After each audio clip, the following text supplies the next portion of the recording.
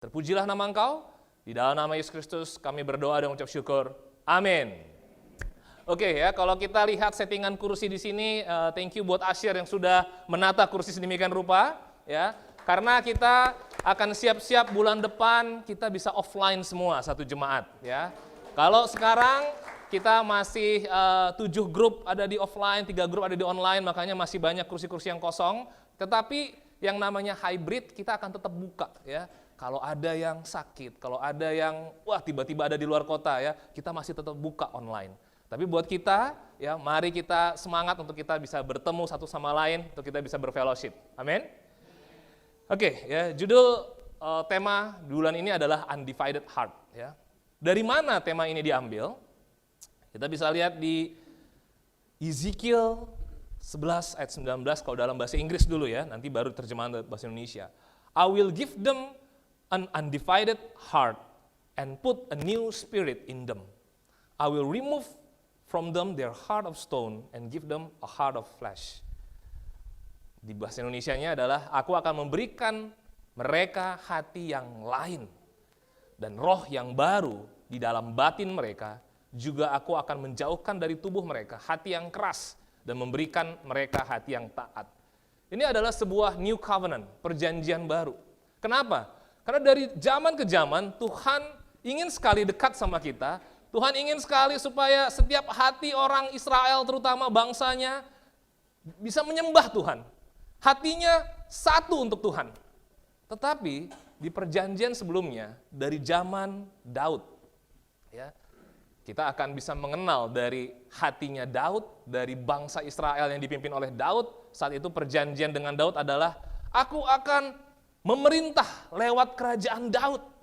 Makanya kerajaan Daud saat itu betul-betul sangat established, ya, sangat terbangun, sangat berkuasa, pemerintahannya dikenal.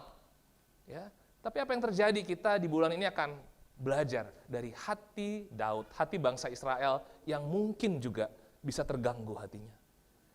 Dari zaman Salomo, kita udah belajar 2 bulan yang lalu.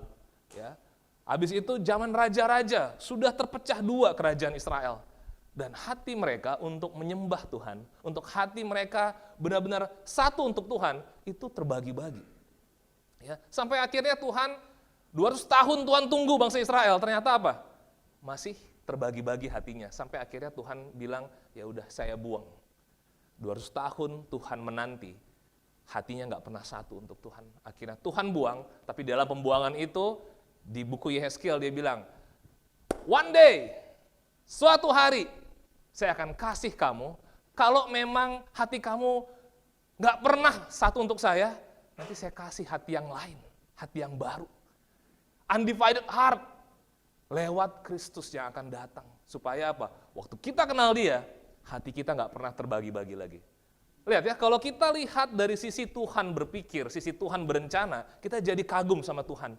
Ya, mana ada orang, ini ya, kayak saya ketemu orang ini nih, hatinya ini nggak pernah nih, udahlah saya nggak mau kerja sama lagi sama dia. Tapi Tuhan, ya udah, kalau memang hatinya gitu-gitu terus, nanti saya kasih hati yang baru.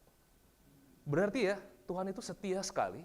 Tuhan itu tetap dia pikirin segala cara gimana supaya manusia, supaya bangsaku ini punya hatinya itu bisa berubah. Sehingga nggak ada orang bisa bilang, hati saya memang susah berubah. Nggak ada yang bisa bilang begitu. Karena lewat Yesus, memang Yesus mau kasih hati yang baru itu. Amin? Nah, sekarang kita bahas dari Daud dulu. Ya. Kita tahu satu hal tentang tabut perjanjian, ya, itu melambangkan kehadiran dan kemuliaan Tuhan. Ya, sejak zamannya Musa, tabut perjanjian itu dibawa kemana-mana. Ya. Kalau di situ kemah itu ada tabut perjanjian, bahwa apa? Israel tahu, inilah lambang Tuhan hadir sama-sama dengan kita. Kemuliaan Tuhan ada bersama-sama dengan kita. Nah, sekarang kita lihat kisahnya di 1 Tawarik 13 ayat 3-4. Dan baiklah kita memindahkan tabut Allah kita ke tempat kita. Sebab pada zaman Saul kita tidak mengindahkannya. Maka seluruh jemaah itu berkata bahwa mereka akan berbuat demikian. Sebab usul itu dianggap baik oleh segenap bangsa itu. Lihat ya. Jadi tabut itu adalah suatu hal yang penting buat Israel. Ya, karena itu lambang kehadiran Tuhan.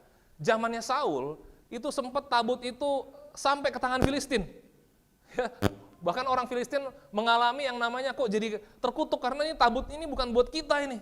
Ya, lalu habis itu ya tapi kelihatannya bahwa dewanya orang Filistin pun jadinya hancur gara-gara kehadiran tabut Allah itu. Ya. Nah, pada saat itu akhirnya di 1 Samuel 7 ya, ayat 1a dikatakan demikian. Lalu orang-orang Kiryat Yearim datang, mereka mengangkut tabut Tuhan itu dan membawanya ke dalam rumah Abinadab yang di atas bukit.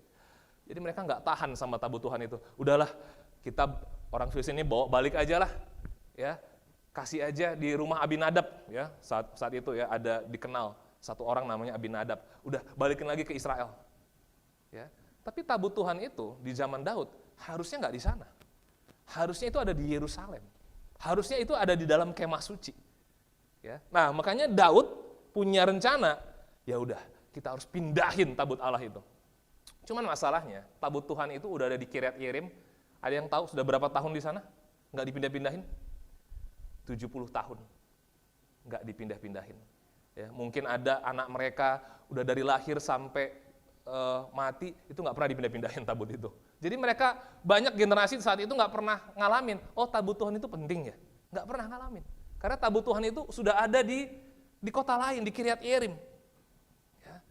Dan saat itu dikatakan di sini, sebab usul itu dianggap baik oleh segenap bangsa itu. Jadi bayangin ya, Daud ya, dia punya pikiran itu, wah kayaknya tabut harus dipindahin nih. Ya. Kalau kemuliaan Tuhan ada di Israel, lihat kehidupan apa yang akan kita punya. Mungkin Daud punya pikiran itu. Lalu apa? Dia ngobrol sama bangsanya. Gimana segenap bangsa? Kita pindahin? Bagus usulmu itu raja. Ya. Baik menurut bangsa, apakah sudah pasti baik menurut Allah? Ya, ini hal yang Daud sempat skip, sempat miss. Dia mungkin tanya pendapat manusia, pendapat rakyatnya, pendapat bangsanya. Kelihatannya dia sebagai pemimpin akomodir sekali. Tapi dia sendiri nggak pernah tahu dari Tuhan seharusnya bagaimana memperlakukan tabut Allah itu. Kita mungkin pernah dengar ya cerita tentang bagaimana tabut Allah ini dipindahin ya oleh si Uza. Ya. Mari kita lihat di 1 Tawarik 13 ayat 6 sampai 8. Lalu Daud dan segenap orang Israel berangkat ke Baala, ke Kiryat Yearim yang termasuk wilayah Yehuda untuk mengangkut dari sana tabut Allah yang disebut dengan nama Tuhan yang bertahta di atas kerubim. Mereka menaikkan tabut Allah itu ke dalam kereta yang baru dari rumah Abinadab. Sedang Uza dan Ahio mengantarkan kereta itu. Daud dan seluruh orang Israel menari-nari di hadapan Allah dengan sekuat tenaga. Diiringi nyanyian, kecapi, gambus, rebana, ceracap, dan nafiri. Lihat ya, mereka siapin apa? Wah ini tabut Tuhan kita harus perlakukan dengan baik. Mereka bilang apa? Ayo kita harus beli kereta yang baru. Wah, bagus nggak intensinya? Sangat bagus. Beli, ini kan untuk Tuhan, keretanya harus bagus, keretanya harus baru, jangan keretanya yang kayak begitu-begitu. Baik intensinya. Terus apa? Musiknya harus total.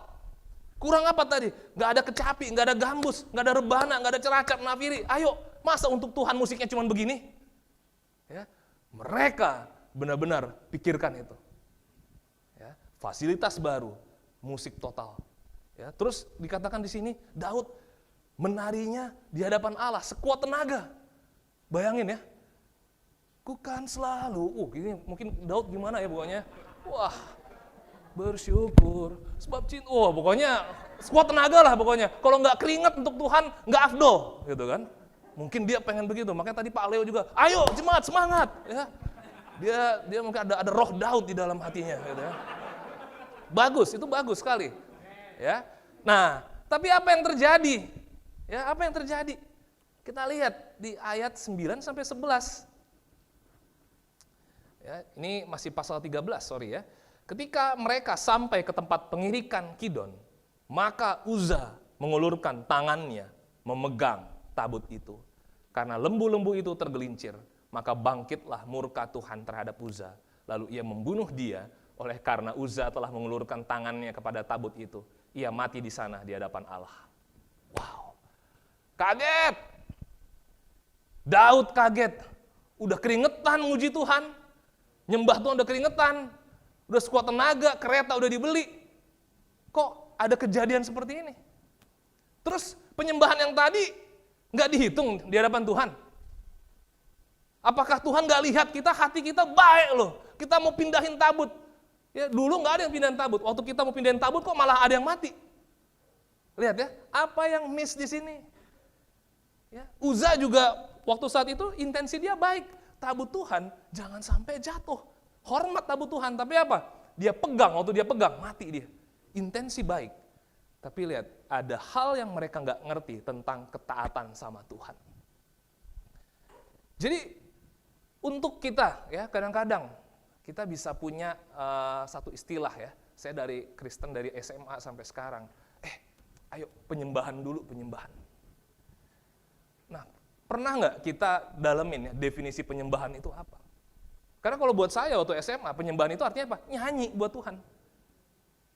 Nyanyi, terus kalau bisa sampai nangis, lebih bagus lagi. Ya. Nah, tapi kita pernah tahu nggak definisinya di Alkitab, emang menyembah itu seperti apa? Ya. Nah, ini hal yang dulu mereka, si Uza ini, dan Daud, mereka mungkin lihat dulu, tabut itu dipindahinnya pakai apa? Pakai kereta juga kok dipindahinnya. Ya, itu dibawa gitu aja. Jadi mereka ngelihat bangsa lain ngangkat itu nggak mati. Berarti apa? Bisa pakai cara itu. Kadang-kadang kita punya hubungan sama Tuhan. Saya remaja lihat orang punya hubungan sama Tuhan kayak gimana, nyanyinya kayak gimana, saya ikut begitu. Kenapa? Kelihatannya rohani itu. Tapi kita nggak tahu, nggak tanya sama Tuhan. Tuhan, engkau ini mau disembah tuh seperti apa? Ngelihat orang, baca Alkitabnya sampai dia, engkau Tuhan, kayak gitu ya. Doanya, di dalam nama Yesus, kami berdoa dan mengucap syukur. Harus begitu mulutnya berarti. Itu berarti rohani gitu kan. Nah, saya tuh tiru hal yang seperti itu. Tapi tanpa mengerti bagaimana Tuhan mau disembah. Ya, pendeta seperti apa ngomongnya, kita ikutin. Pendeta caranya gimana, kita ikutin. Tanpa kita mau mengerti dan mengenal Tuhan lewat firman-Nya. Oke? Nah, sebenarnya ini jadi bertanya-tanya. Sebenarnya ngangkat tabut tuh gimana? Tuhan sebenarnya udah tulis di buku Keluaran, pasal 25 ayat 12 sampai 15. Ya. Itu adalah sekitar 500 tahun sebelum Daud udah ditulis. Ya, dikatakan demikian. Haruslah engkau menuang 4 gelang emas untuk tabut itu, dan pasanglah gelang itu pada keempat penjurunya, yaitu 2 gelang pada rusuknya yang satu dan 2 gelang pada rusuknya yang kedua. Engkau harus membuat kayu pengusung dari kayu penaga dan menyalutnya dengan emas. Haruslah engkau memasukkan kayu pengusung itu ke dalam gelang yang ada pada rusuk tabut itu, supaya dengan itu tabut dapat diangkat. Kayu pengusung itu haruslah tetap tinggal dalam gelang itu, tidak boleh dicabut dari dalamnya. Ya. Jadi caranya gimana? Itu harus pakai gandar pengusung, kayu pengusung. Gelangnya gimana? Ditulis sama Tuhan.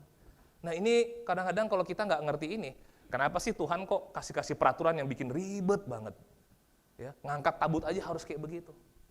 Kalau kita dulu baca buku Imamat, kita langsung malas baca buku Imamat. Aduh, ini harus dipotongnya gimana, harus ini lemaknya begini, aduh ribet sekali sama Tuhan ini. Tapi tahu nggak maksudnya ya? Tuhan mau diperlakukan oleh kita itu, bukan casual. Bukan yang penting saya semangat lah. Engkau tahu Tuhan hati saya? Enggak. Tuhan itu, zaman dulu, kalau orang memperlakukan raja, itu ada caranya. Nah, pada zaman itu juga Tuhan kasih, ini loh, kamu harus separate saya dengan Allah-Allah yang lain. Kalau Allah yang lain, kamu bisa sembahnya demikian. Kalau saya, kamu baca. Kamu harus kenal saya, hati saya. Supaya apa? Orang menyembah Tuhan itu bukan dengan casual, dengan biasa-biasa aja, nggak bisa. Harus ngerti dari firman. Lalu apalagi, bilangan 4 ayat 15. Setelah Harun dan anak-anaknya selesai menudungi barang-barang kudus dan segala perkakas tempat kudus, pada waktu perkemahan akan berangkat, barulah orang kehat boleh masuk ke dalam untuk mengangkat barang-barang itu. Tetapi janganlah mereka kena kepada barang-barang kudus itu, nanti mereka mati. Udah ditulis. Jadi itu hanya dipegang oleh, kalau dulu itu diangkatnya itu keturunan Harun. Ya. Dan anak-anaknya saat itu. Ya. Kalau ada orang lain bahkan memegang barang kudus itu, mati. Jadi Tuhan tuh bukannya tiba-tiba bikin kita kaget, enggak. Saya udah tulis kok. Kamu kenal nggak apa yang udah ditulis? Hari ini, kita sendiri kenal nggak Tuhan dari apa yang udah tertulis? Apa kita pengen kenal Tuhan dari kejadian-kejadian? Ya, kemarin saya nggak saat teduh, tapi saya diberkati Tuhan, pekerjaannya bagus.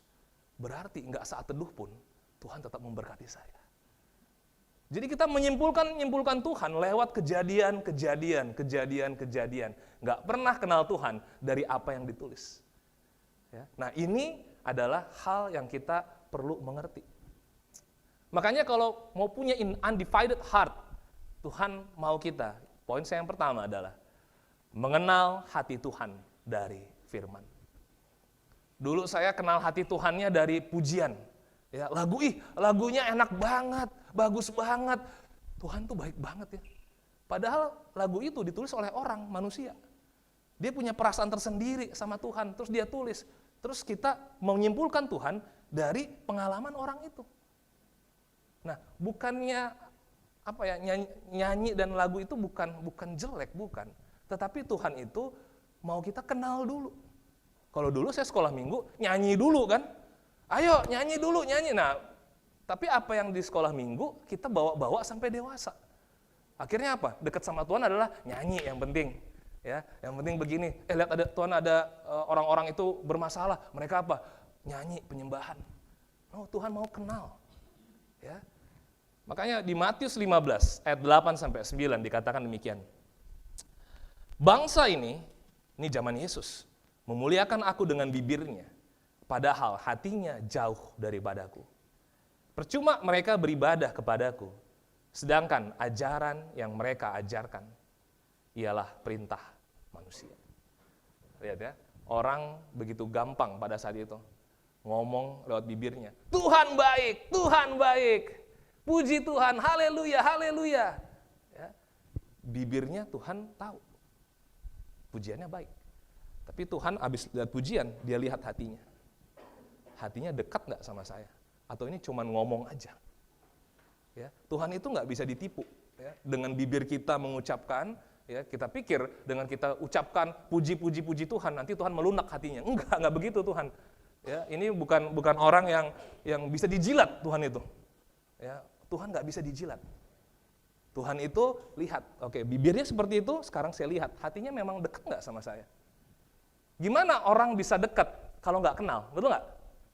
Dan orang harus dekat sama Tuhan karena kenal firman-Nya. Uza, dia pikir, Daud dia pikir dekat sama Tuhan. Dengan punya intensi yang baik. Iya nih Tuhan harus kita perlakukan begini. Tapi apa? Nggak kenal. Ya. Uza raja, udah buat mazmur. Tapi apa? Ada hal yang dia nggak penuh kenal sama Tuhan. Nah ini yang lagi Tuhan ajarin. Ya. Hatimu dekat nggak sama Tuhan? Nah hati dekat itu kelihatan dari mana? Ngerti nggak ajaran Tuhan? Atau ajaran itu hanya taunya dari kata-kata pendeta? Taunya dari kata-kata orang yang rohani, atau misalnya kita lihat YouTube atau lihat quotes, ini ya, semua kita kalau kita lihat YouTube itu harus disaring. Kenapa? Belum tentu itu ajaran dari Tuhan. Ya, tetapi karena pengalamannya, terus dia quotes firman Tuhan, itu jadinya kita ikut itu. Ya, itu 1.500 tahun orang-orang Yahudi, itu kan dikasih Taurat sama Tuhan. Nah, waktu dikasih Taurat sama Tuhan, itu rabi-rabi ada nambahin lagi. Ya, misalnya apa? Kalau membersihkan, kalau kita menguduskan diri gimana? Nah, terus dikuduskan. Oke, perkakas-perkakas juga harus dibersihin. Nah, itu nggak ada di hukum Taurat. Tapi apa? Cara membersihkannya itu ditulis di buku Talmud, di buku Mishnah. Nah, itu dari mulut ke mulut, dari zaman ke zaman, itu didengarkan terus. Sampai akhirnya murid Yesus mau makan gak cuci tangan. Kok gak cuci tangan? Ini berdosa di hadapan Tuhan. Mereka pikir omongan dari mulut ke mulut sama 1.500 tahun itu kebenaran dari Tuhan. Padahal Yesus bilang, yang dari dalam hati keluar itu yang menajiskan kamu. Kalau gak cuci tangan, ya paling nanti sakit perut dibuang juga ke jamban. Tapi yang dari dalam hati ini yang saya tulis. Yang saya tulis kamu gak pernah kamu seriusin. Tapi yang aturan-aturan, itu yang kamu ikutin terus. Yang dari mulut ke mulut, karena rabinya bilang itu, tidak boleh begitu, Tuhan marah, ya kan? Kok jadi kayak Mario Teguh ya? Bukan, maksudnya bukan itu. Ya. Jadi maksudnya adalah, Tuhan mau, ayo yang saya tulis, kebenaran-kebenaran saya tulis, kamu mengerti nggak, kenal nggak? Hati saya harusnya dikenal dari situ. Tapi mungkin ada, orang yang rohani, tua-tua di dalam adat kita dengarkan semuanya, sehingga kita udah miss dari kebenaran. Ya, kalau mau ngomong penyembahan, harus tahu ajaran Tuhan dulu, harus ngerti firman dulu. Ya, lalu hati kita ke arah Tuhan, dekat sama Tuhan, dan baru bibir kita memuji Tuhan. Kalau enggak, salah-salah bibir ini ngomong-ngomong nih. Ya, Matius 7, bukan setiap orang yang berseru kepadaku, Tuhan, Tuhan, masuk ke kerajaan surga, tapi yang melakukan kehendak Bapakku di surga. Banyak orang pengen ngusir setan, pengen buat mujizat, pengen nubuat. Kenapa? Karena ngeliat orang bernubuat, ngusir setan, mujizat, pengen dong kayak begitu.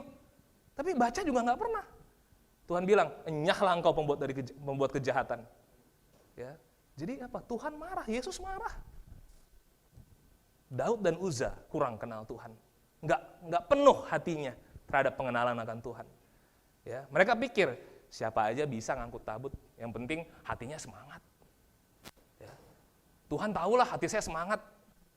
Ya, lalu apa? Metode pengangkutan apa aja bisa, yang penting semangat. Ya, jadi metodenya apa aja?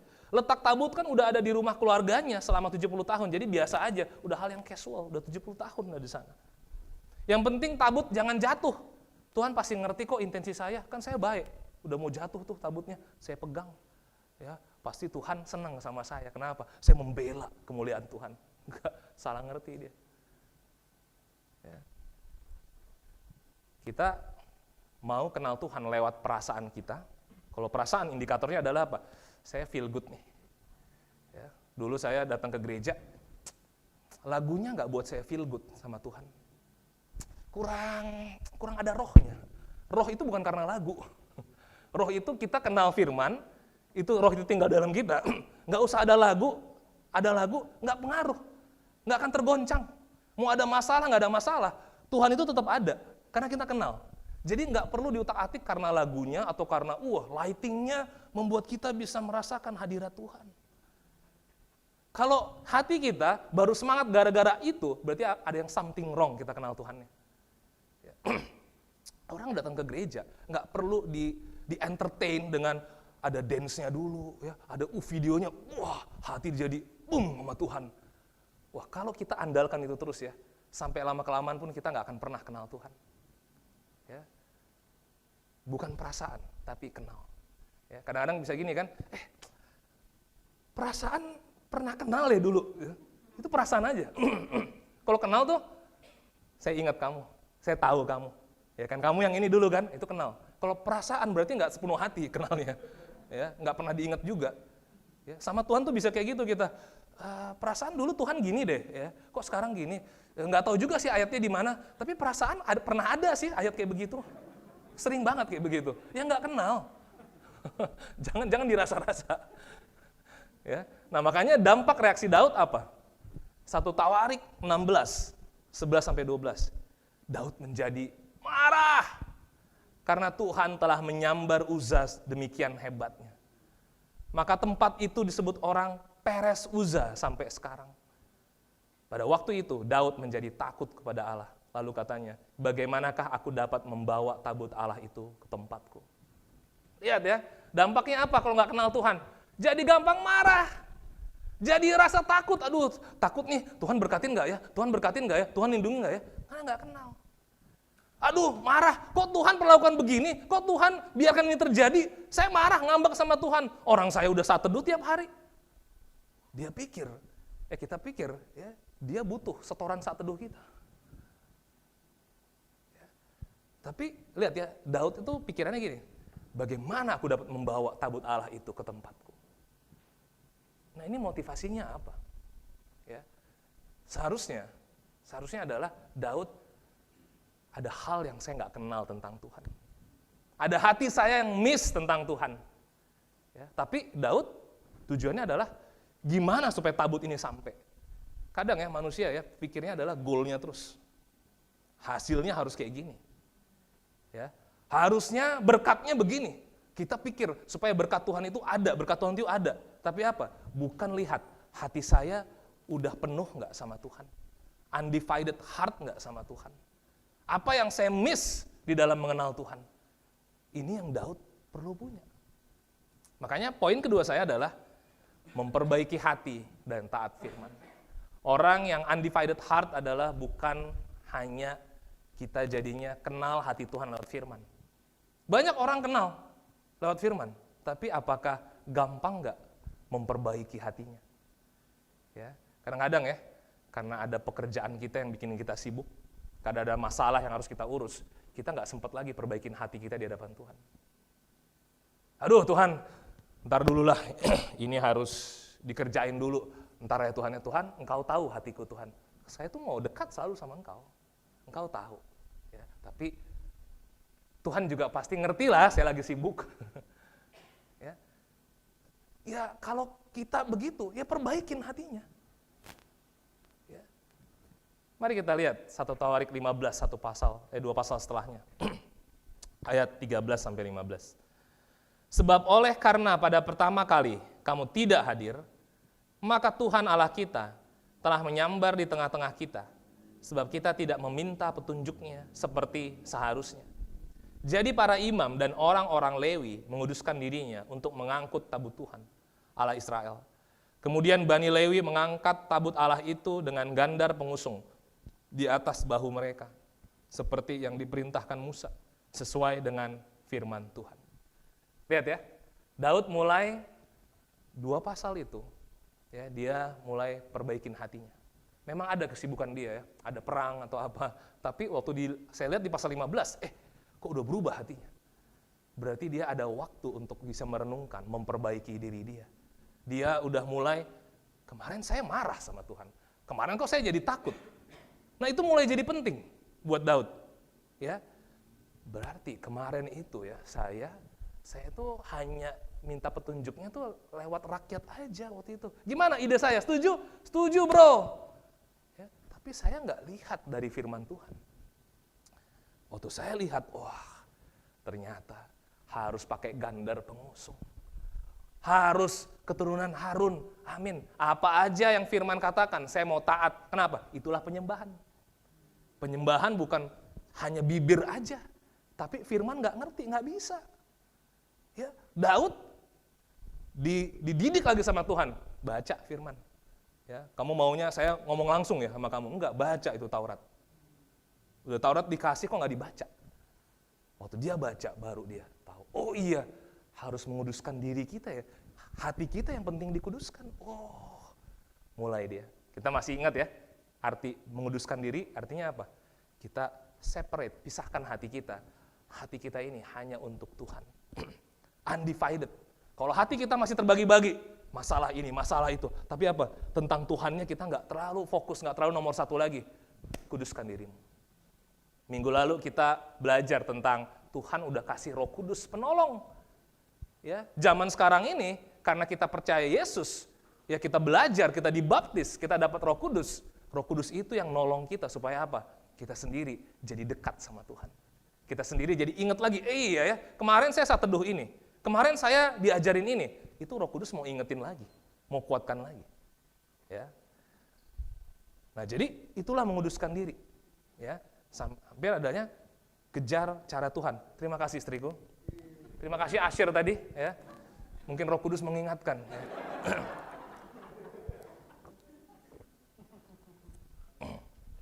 Ya, jadi saat itu adalah Daud mulai kejar cara Tuhan. Ya. Daud ambil momennya. Ya. Kalau saya, ini pendapat saya. Daud akan akui rasa marah dan takut dia. Wah, kemarin saya marah sama Engkau Tuhan. Ya. Menguduskan diri itu perlu momen kita mengakui di hadapan Tuhan. Tuhan, kenapa saya kemarin pikiran jahat ya Tuhan?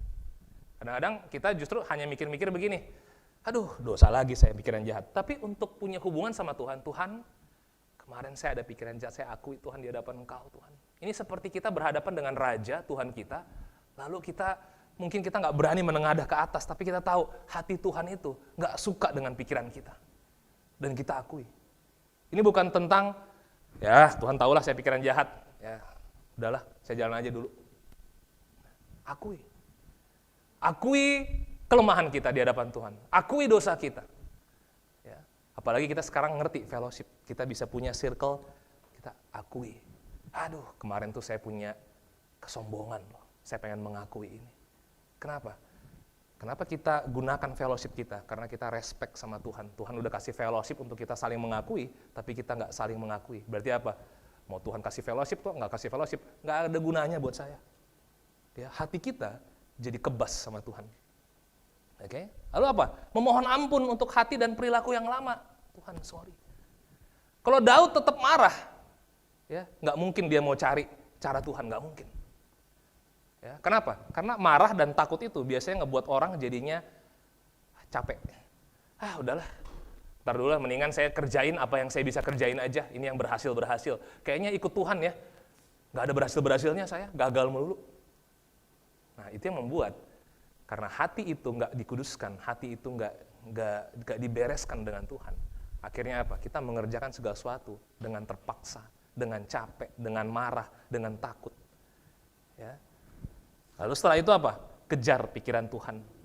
Dan buah karakter dari Tuhan itu, kejar. Ya. Kita yang suami istri, kejar cara pikir Tuhan di dalam hubungan. Kita di dalam kerjaan, oh ya saya mau kerja karena seperti untuk Tuhan. Kejar cara pikir itu.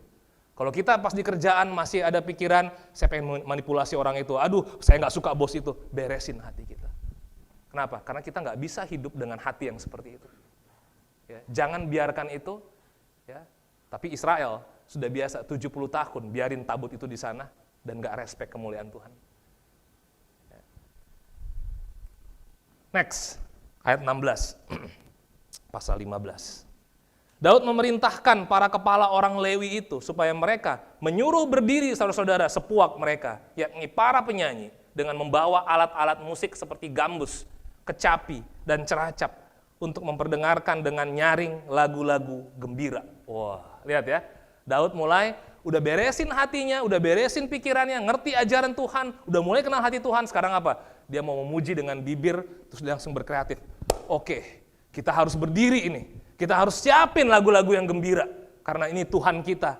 Ya, kita mau ucapkan itu karena kita mulai kenal hati kita, dekat, ajarannya kita dapat. Ya, ayo kita bernyanyi. Nah, jadi bernyanyi itu bukan karena supaya semangat, enggak. Karena semangat makanya kita bernyanyi. Jangan terbalik. Orang dulu datang ke gereja, kita lihatlah ya, lagunya bisa bikin semangat nggak? Kalau lagu nggak bisa bikin semangat, udah sampai kapanpun nggak akan semangat kita kalau kayak gitu terus caranya. Ya, kita datang karena kita ngerti Tuhan. Kita kenal Tuhan. Kita punya hubungan itu harian, bukan hari Minggu aja, bukan harian. Waktu kita ketemu satu sama lain, kita apa? Dengan hati yang semangat, dengan iman. Dan kita ajak, brother, sisters, ayo kita nyanyi. Ya. Mau ketemu, ayo saya mau sharing kabar baik. Kenapa? Ucapan bibir itu karena muji Tuhan. Ya. Lalu apa? Ini ada juga dikisahkan di 2 Samuel 6. Ya. Kisah yang sama. Di ayat 13-14, apabila pengangkat-pengangkat tabut Tuhan itu melangkah maju 6 langkah, maka ia mengorbankan seekor lembu dan seekor anak lembu gemukan. Dan Daud menari-nari di hadapan Tuhan dengan sekuat tenaga. Ia berbaju efod dari kain lenan. Amin. Ada nggak disuruh Tuhan setiap, kalau misalnya ngangkat tabut Tuhan, setiap langkah itu harus kayak begitu? Enggak.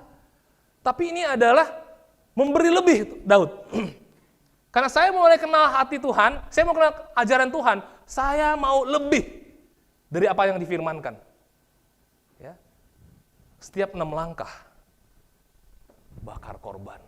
Ya. Pas langkahnya itu pun dia nari. Ya. Tuhan aja maha besar. Wow, dia pokoknya gini-gini dia ya. Mau ska lah, mau apa, pokoknya dia gimana. Pokoknya Tuhan itu yang saya puji. Ya kan? Tapi udah 6 langkah, bakar korban. Kenapa? Ini buat engkau Tuhan, bukan buat saya. Ini bukan untuk supaya saya diberkati, bukan. Karena saya mau melangkah, setiap langkah saya ini buat Tuhan. Makanya dulu ada lagu, tiap langkahku. Ya. Tapi kita harus ngerti ya, kalau ngomong tiap langkahku, dia harus ngerti firmannya itu yang mana. Ya, kalau enggak kita semangatnya itu karena perasaan si pencipta lagu, karena kata-kata yang puitis, tapi kita nggak pernah. God itu, Allah kita itu mau dikenal tuh yang seperti apa. Ya, ada langkah pengorbanannya. Bayangin, Kiryat Yerim sampai rumah itu ada 11 km. Kalau 11 km setiap 6 langkah, kapan nyampenya? Bakar korban. Kapan nyampenya? Ya, 11 km itu kayak dari rumah saya ke gereja. Ya, jalan kaki aja mungkin berapa itu? Ya, nah setiap 6 langkah bakar korban berapa lama? Mungkin 1 harian baru nyampe. Tapi nggak peduli Daud, mau 1 harian, mau 2 hari, yang penting apa? Setiap langkah saya, ini saya bersyukur makin kenal hati Tuhan. Hari ini kita kerja, langkah mau fellowship, langkah mau kemana, mau lakukan sesuatu. Nanti abis ini apa? Mau makan apa? Nanti sore mau ngapain? Ya kan? Tapi langkahnya langkah pengorbanan buat Tuhan nggak? Karena kita semangat karena Tuhan atau karena ayam goreng itu, karena soto itu, ya nggak ada salahnya kita suka makanan itu juga dari Tuhan ya. Tetapi ini hati yang undivided heart tuh seperti itu. Karena kalau kita semangat hari ini, kalau dulu saya sering bilang ya, wah ntar malam ada siaran ini, fellowship jadi semangat. Ya kenapa? Ntar malam ada siaran itu yang saya mau tonton. Jadi semangatnya itu ya terbagi-bagi, bukan karena Tuhan aja yang satu itu, bukan. Ya. Pernah nggak kita pikirin ya? Iya ya, hati Tuhan gimana ya? Kita semangatnya itu terbiasa karena itu. Sukacita kita karena scrolling, ketawa-tawa kita, ya kan? Tapi ketawa itu bukan karena Tuhan lagi. Ya, langkah persembahannya mana? Ya, setiap langkah kita mau ngapain? Ini karena saya nyembah Engkau Tuhan. Daud jadi belajar itu. Kalau dulu mungkin dia pengen tabut itu datang supaya apa? Diberkatilah kehidupan saya. Israel itu terberkati. Kenapa? Ada kemuliaan Tuhan. Enggak. Sekarang dia udah hargai tiap langkah sama Tuhan itu sangat precious, sangat berharga. Saya capek, tapi apa? Saya senang. Karena saya setiap langkah itu sama Tuhan. Ya. Yang ketiga, menjaga hati murni untuk Tuhan. Kalau udah senang sama Tuhan, ya, ada nggak yang ganggu? Banyak yang ganggu. Ya. Makin kita mau murni sama Tuhan, ya iblis itu paling nggak suka. Ya. Kita lihat 1 Tawarik 15 ayat 29. Ketika tabut perjanjian Tuhan itu sampai ke kota Daud, maka Mikal, anak perempuan Saul, menjenguk dari jendela. Ia lalu melihat Raja Daud melompat-lompat dan menari-nari. Sebab itu ia memandang rendah Daud dalam hatinya. Lihat ya, dicibir sama orang. Biasa aja kali muji Tuhan. Ya, gitu aja terlalu semangat banget. Ya. Masa kayak gitu, rendah banget kelihatannya. Ya. Dicibir. Kalau Daud, dia udah gak peduli lagi, dia telanjangi. Inilah saya, dia kalau tadi dibilang, dia pakai baju efod dari kain lenan. Nah, harusnya kan dia raja. Raja itu pasti ada jubah rajanya. Tapi waktu itu, dia nggak pakai jubah raja. Dia kain efod supaya sama dengan yang lain. Ya, kita bayangkan, inilah Daud ya, lagi nari-nari, ya kan. Semua alat musik atau apa, ya kan. Saya senang sama Tuhan setiap langkah. Ayo, bakar lagi, korban persembahan. Ya, ayo. Lihat ya, semangat keseharian kita sama Tuhan, undivided heart itu kayak begitu. Ya. Makanya di Roma 12, 1-2a, karena itu saudara, demi kemurahan Allah, aku menasihatkan kamu supaya kamu mempersembahkan tubuhmu sebagai persembahan yang hidup, yang kudus, dan yang berkenan kepada Allah. Itu adalah ibadahmu yang sejati. Janganlah kamu menjadi serupa dengan dunia ini, tetapi berubahlah oleh pembaharuan budimu. Lihat. Coba gali kata persembahan di Alkitab. Ya, apakah persembahan itu tentang nyanyi? Nggak ada sama sekali. Ya, tapi orang bisa penyembahan dulu yuk, penyembahan. Kalau mau penyembahan, persembahkan tubuhmu yang hidup. Pikiranmu yang kudus persembahkan hari ini buat Tuhan. Waktu kita ngobrol sama orang, persembahkan itu buat Tuhan. Ya, waktu kerja, persembahkan itu buat Tuhan. Itu namanya penyembahan. Ya. Yang kudus, ya, dan yang berkenan kepada Allah. Itu adalah true worship kalau bahasa Inggrisnya. Kalau mau worship, true worship adalah kayak gini. Ya, true worshiper, penyembah yang sejati apa? Penyembah yang selalu mempersembahkan tubuhnya buat Tuhan, pikirannya buat Tuhan. Yang berkenan buat Tuhan tuh yang mana? Itu yang saya mau hidupi. Itu adalah true worshiper. Dengan saya kenal itu, nyanyi pun nggak masalah buat saya. Mau gerak-gerak pun nggak masalah. Ya, bernyanyi cuman salah satu penyembahan, persembahan. Tapi yang lain banyak sekali persembahan buat Tuhan. Ya. Makanya jangan menjadi serupa dengan dunia ini. Ya. Mungkin ada orang yang nggak terlalu seneng. Terlalu serius banget baca Alkitabnya, biasa aja. Ini sharing-sharing kabar baik, mau kelihatan bagus ya. Ya kadang-kadang ya kita bisa berpikir, asumsi, kalau saya sharing kabar baik terlalu sering, ntar orang gimana ya? Kalau saya sering sharing ayat saya, ntar orang mikirnya saya gimana? Ini penyembahan kita buat Tuhan. Daud udah nggak peduli lagi itu. Kalau kita masih mikir begitu, berarti kita ini masih menyembah manusia. Karena apa? Kita pengen berkenan di hadapan manusia. Jemaat yang saya kasihi, ya, tinggalkan cara pikir yang demikian. Kalau sharing kabar baiklah karena itu penyembahan buat Tuhan. Senangkan Tuhan kita. Kayak Daud, ya, Daud dia telanjangi dirinya. Inilah saya begini, ya. Kemarin saya salah. Saya marah sama Tuhan, saya takut sama Tuhan. Dia bisa ceritain itu. Kenapa? Mengaku itu di hadapan orang-orang, itu juga penyembahan buat Tuhan. Waktu saya mau nari buat Tuhan, waktu saya mau cerita firman tentang Tuhan, itu adalah penyembahan buat Tuhan. Kalau orang ada yang mencibir, nggak suka, itu bagian dia supaya dia bertobat. Ya, tapi kita pun harus punya hati bahwa apa? Kalau ada orang yang semangat, amin. Kita pun harus semangat karena Tuhan juga. Wah, berada di sekitar saya semangat. Saya mau tiru imannya. Amin. Ya. Jadi jangan sampai kita di-drive-nya oleh perasaan. Karena perasaan, tadi saya sharing gini, kayaknya orang-orang nggak terlalu semangat. Akhirnya apa? Udahlah, malas lah saya sharing. Jadi perasaan itu ngedrive sekali. Inti kerohanian itu bukan perasaan, ya, tetapi ekspresi untuk Tuhan itu jangan ditahan. Jangan ditahan itu. Tuhan suka kok kalau kita berekspresi. Tuhan suka kita fellowship sama orang-orang. Saya semangat banget sama Tuhan. Serius banget loh, ya kan? Iya, saya semangat sama Tuhan. Kamu gimana? Kita juga jangan kayak, kita semangat, kita nggak peduli hati orang gimana. Kita pengen mengasihi orang. Itu juga bagian persembahan buat Tuhan. Ya. Jadi, ini bukan tentang perasaannya kita. Karena apa? Kalau kita feel good atau not good, itu biasanya itu tergantung mood kita. Ya, tergantung kayak makanan, nggak terlalu suka makanan itu. Ya, jadi kita preferensi, ya, favoritism. Tapi kalau sama Tuhan, kita ngerti ajarannya, kita ngerti mempersembahkan bagaimana, ekspresikan itu. Makin merdeka kita.